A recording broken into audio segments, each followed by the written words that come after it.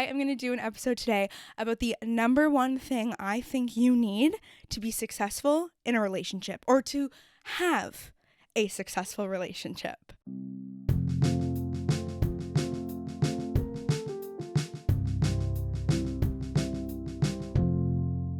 Welcome back to Human to Human. My name is Jess. I'm your host. My human to human moment of the week, which is something that happened between me and another human at some point over the course of my last week that reminded me of the importance of human to human connection. I'm doing this every episode. That was the description. But the moment that reminded me of the importance of human connection today was I had my second call with a brand new therapist who I've never talked to before, and we actually got into talking about values and what my values are, how they differ from different relationships in my life, and it's literally right on theme for this episode because the number one thing I think that you need in order to have a successful relationship is aligned values. Okay, so what the fuck are values? There's a few different ways you can go about thinking about what your values are, but they're essentially very personal to you as a human being, and they're kind of the foundation of what's important to you, what you believe in, and they influence how you navigate the world, how you navigate your relationships. And I'm going to talk about them in terms of two different kind of avenues. My new therapist gave me this sheet called Values Clarification. Essentially, it's a long list of different things such as love, loyalty, independence, spirituality, stability, fun, adventure, and they all kind of have, and what this kind of activity instructs you to do is to look at this list and pick, what my therapist told me to do was to pick my top 10. And so it's kind of cool when you get to look at it. I'll post a picture on Instagram just so if you're interested in doing this, you can do it alongside me, I guess, because when I read it out loud, I feel like it's harder to pull out the ones that feel the most aligned to you. But so basically I looked at this list and different things jump out at me as okay, yes, love is a big value of mine, and so is peace. I want to feel inner peace. I also care so much about love between individuals. I am a person who feels a lot of love and, human to human connection. That's what I fucking stand for. And so it's kind of cool looking at this and thinking about what your values are. And then let's say you look at this list and you think about what are your partner's values or what are your friends' values? And I said to my therapist, I'm if I think about different people in my life, different things stand out to me. This person definitely values knowledge more than I value knowledge. Or this other person in my life definitely values relaxation. And so you can kind of start to see who your values are most aligned with and who your values kind of differ from. And what I think is most important in a romantic relationship is to have some values that are really at your core align with each other. And another form of values that I like to think about is more in terms of your life goals or the things you really care about or the things you really want to spend your time on and how that's important to be aligned with your partner. But let's sit back for a second and think about, what's your goal with a romantic relationship? Because for me, my goal and what I want out of a romantic relationship is deep connection, and I want to be able to relate to each other on our creative endeavors and our passions. Because for me, my life goal is to be able to pursue my podcast, and I want to do life coaching, and I want to have a job that's not the standard 9-to-5 model.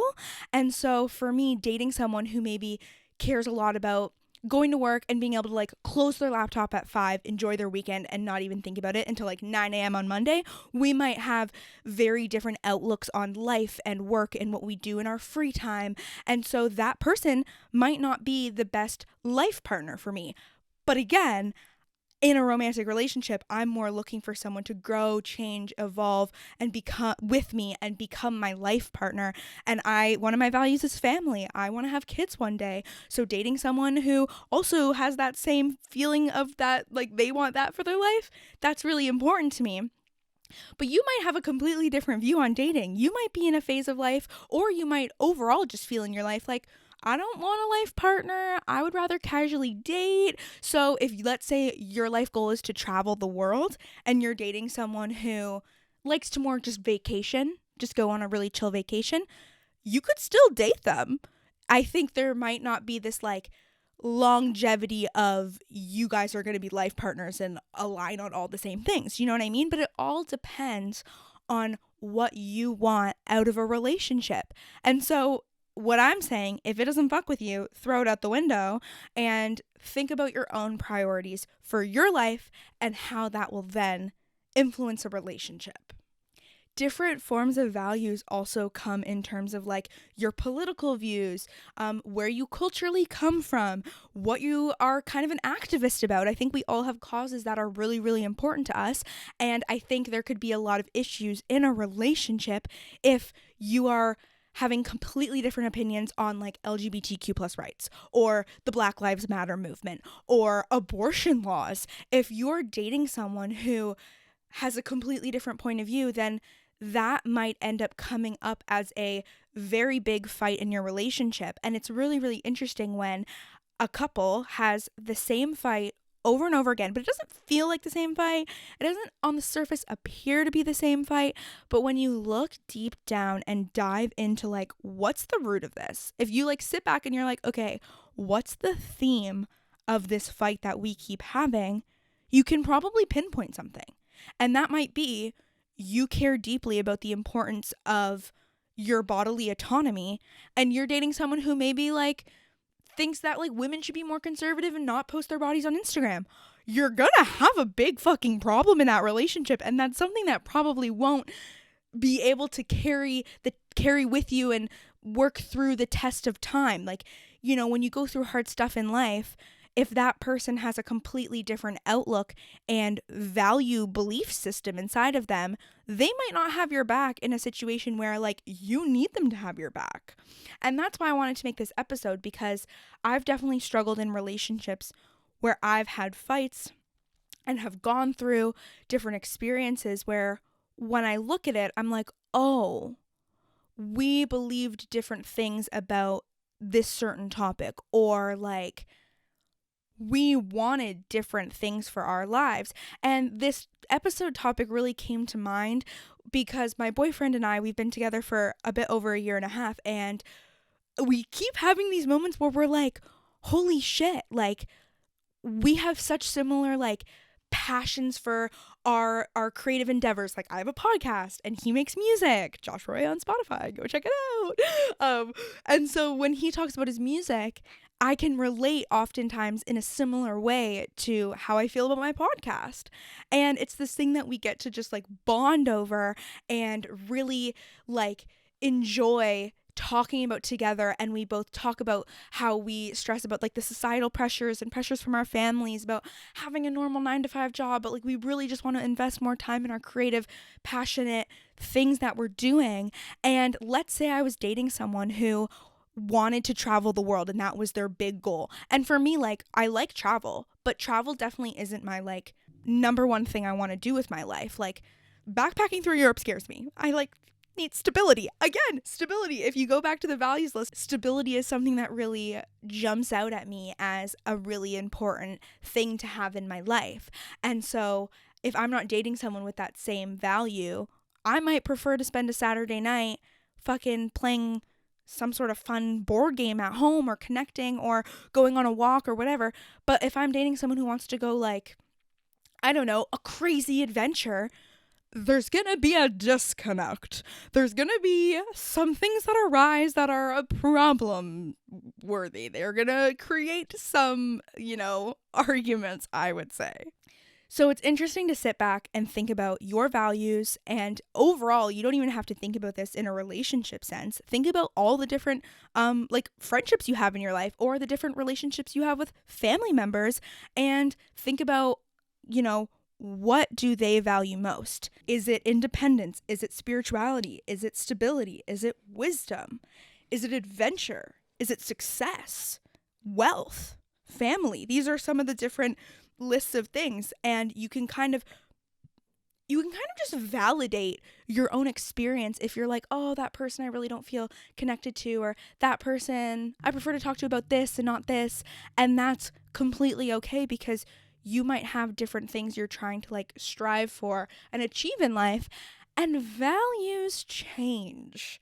I have found, and this is what I kind of realized when I was talking with my therapist, was that when I look at this values list, mine would be completely different 4 years ago. Mine would be completely different. Might even be different in years to come. And that's completely like expected, even, because we're going to learn different things about ourselves. And the coolest thing about life is like when you try different things out, you realize what you like and what you don't like. And so, boom, changes your value. Maybe I always wanted freedom, and then I realize how confusing, exhausting, tiring, or whatever, I realize that's not my thing.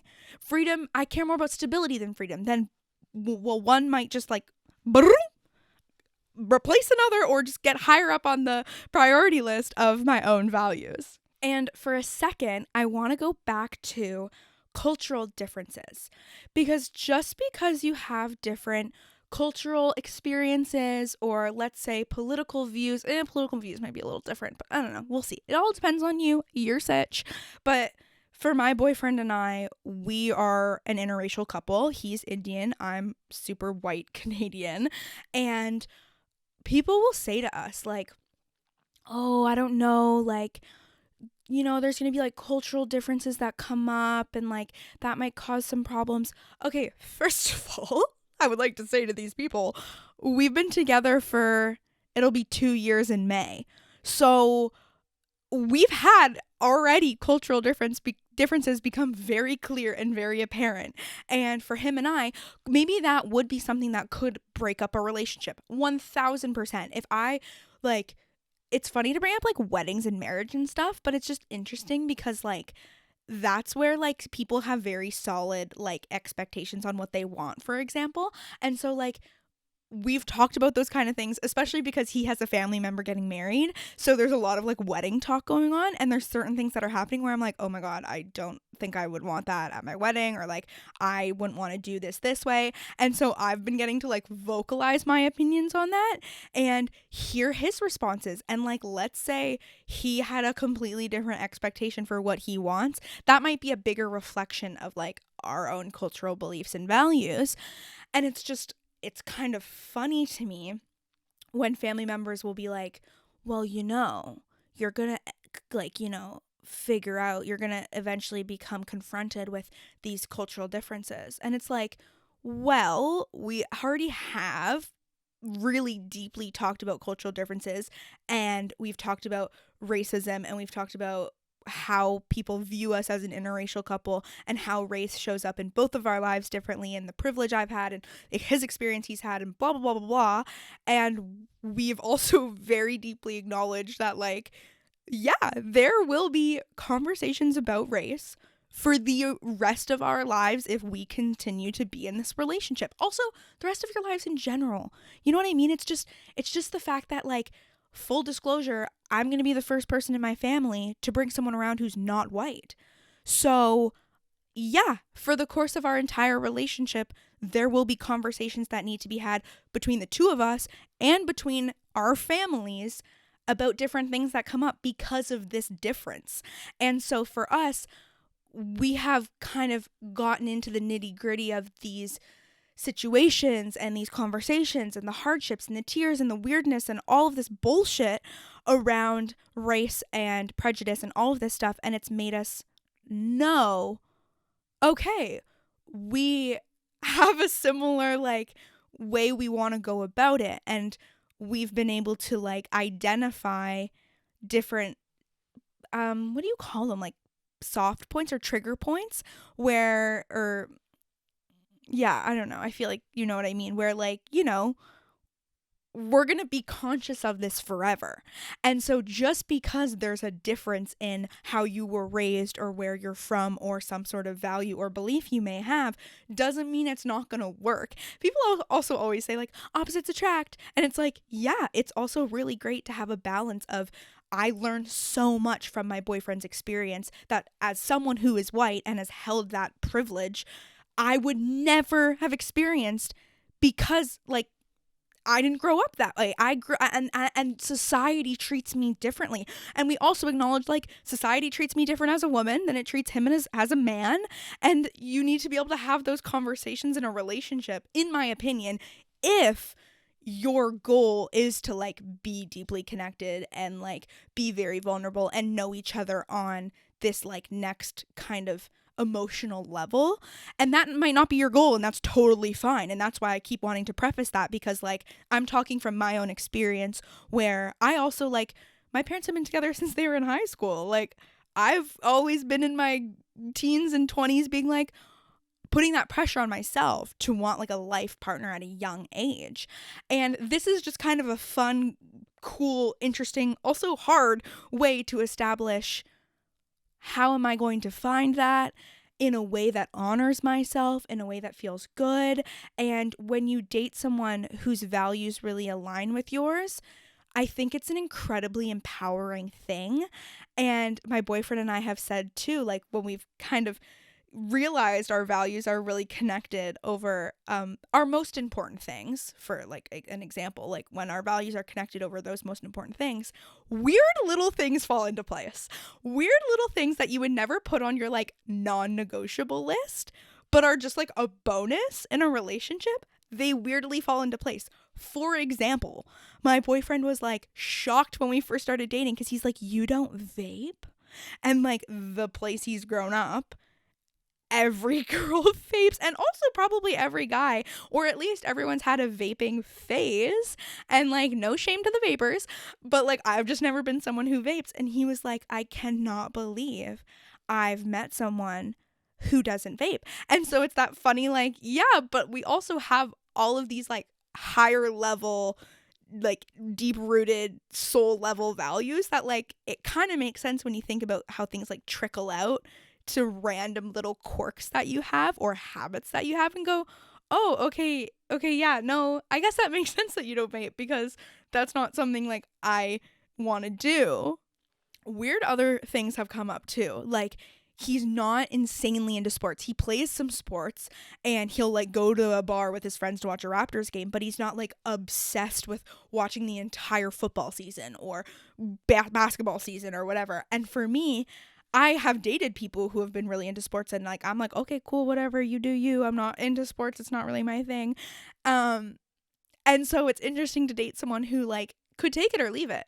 And I've sat with myself and been like, oh shit, I can't believe you actually don't care that much, and I don't have to pretend to care too. And I'm like, oh, that's like so awesome. What the fuck? This is like, what? And so that's why I really encourage you to do this work on yourself, to sit back and kind of realize what you care most about, because then all these other things come up that you're aligned on that wouldn't have really mattered if I dated someone who loved sports, like whatever. But I think it comes down to being a product of these deeper beliefs that we hold inside of us. So, the last thing I want to touch on is something I did 2 years ago that helped me get more clear on, yes, my values, but more my non-negotiable list. And this is a list of things that I will not settle on. Like, if I am looking for a partner, these are things that like he must have. Oh, and before I get into that, I wanted to finish off a thought I had about when, like, let's say, like, my dream goal isn't to travel, and, like, maybe that means dating someone who like, really wants to travel. Like, that might not be the best match for me, but it also means that, like, that person can still be in my circle. Do you know what I mean? Like, I think about different friends I have. I'm like, a lot of my friends have different, like, life goals for themselves, but they're definitely, like, people I, like, connect with and can, like, get excited hearing about their life goals and values, and they get excited about mine, even though they're different. And so just know that, like, just because I'm saying, like, maybe it's not the best idea to date someone who, like, let's say you want to have kids and you're dating someone who doesn't want to have kids, that's not probably going to do well in however many years when you start to want to have kids and they don't. Like, that's not, like, I feel like, that's not going to work out. But that doesn't mean they can't be someone, like, in your life that you enjoy talking to. Okay, so I made this list June 4th of 2020, and this was a really interesting time because I was very, very single, and I was like really wanting a boyfriend, and I was in my like desperate single girl era. Okay, that's what we'll call it. And I was talking to my therapist at the time, being like, what the fuck do I do? All I do is think about boys. How do I stop thinking about boys? And a little fun tip: She was like, your brain is like Google. It's like a search bar. So it doesn't hear stop thinking about boys. It just hears boys. So it was interesting. She's like, you kind of gotta redirect that shit to think about things that like make you really excited that don't involve boys, I guess. Oh my God, I was about to write this thought down, but that just made me think of how to meet people who are aligned with your values. I'm just going to go there for a second, and then I'll come back to the non-negotiable list, because this girl's got a little bit of ADHD. My brain just goes in every direction, and that's why I'm trying to like slow down when I record podcast episodes, because then I can actually like remember where I was going and finish the thoughts that I don't finish. So here we go. I met my boyfriend through Human to Human. I had a guest on who he was acquaintances with from high school, and he saw that guy post on Instagram. And so my boyfriend saw that and was like, oh my God, this girl's a podcast? Like, what is happening? Who is this girl? He's like, he said he thought to himself, oh, like, I had never seen someone my age do something like this. It was really interesting to me. So he followed me and DM'd me saying like, hey, just found this podcast. It's so cool. Keep doing what you're doing. Quote. And then I followed him. I was like, who is this sexy man? Like, telling me my podcast is cool. Like, what the fuck? And so I followed him back, and I was like, oh, and I started to see like, oh, he makes music. So I did the casual like swipe up on the story being like, oh my God, this sounds so cool. Can't wait to like listen to your new song or like hear your song drop. And then like a couple weeks later, he like responded to a reel I posted about COVID with this like paragraph on his thoughts on it. And he was like, sorry, I just like was passionate about this and wanted to share. And I'm like, what is going on? And eventually, like, I sent him another message, and then he asked me where I went to high school, and I knew that he lived close to me because I knew what high school he went to because of the guy who came on the show. And eventually I said, like we should hang out sometime. Just throwing it out there, not even thinking anything would come of it. Like, you know, people say that all the time, like, we should hang out, and then you like never do. And he was like, yeah, I'm down. When are you free? I'll drive. And I was like, oh my God. And we went on our first date a week later. And I remember on our first date, like, we talked about my podcast. He had listened to episodes I'd made. We talked about like his music. We talked about just like our friends and our lives. And this is cool because I'll come to my non-negotiable list, because some of the things I decided a year before that I wanted in a life partner, or I wanted in a boyfriend or a relationship, whatever, was some of the things that he ended up saying on our fucking first date. So it was like, oh, he's checking a box. Oh, he's checking a box. One of the things I wrote was that I want someone who's independent. I want someone who has his, and I literally wrote, own friends. He has his own friends that he cares about, and he cares about doing things for fun, like by himself. And this was kind of a product of like being in a relationship where I didn't have that. I was like the main fucking social person that my boyfriend had at the time. This was like a while ago. This is like many years ago now, like 3, 4, I don't even know. 4 years ago. Holy crap. Anyway, and so if you're looking for someone who has similar values and interests, fucking do the things you love doing, and it'll attract the right people. Like, literally, it'll attract the right people. I can't even, like, say it enough, because I remember sitting with my therapist, June 4th, 2020, wondering, is there a guy out there who, you know, is all of these things that people say are possible, this fairy tale shit, like, is there a guy out there who really will be right for me? Does that exist? And so that's why I sat with my therapist. I made a non-negotiable list where I wanted him to be independent, like I said.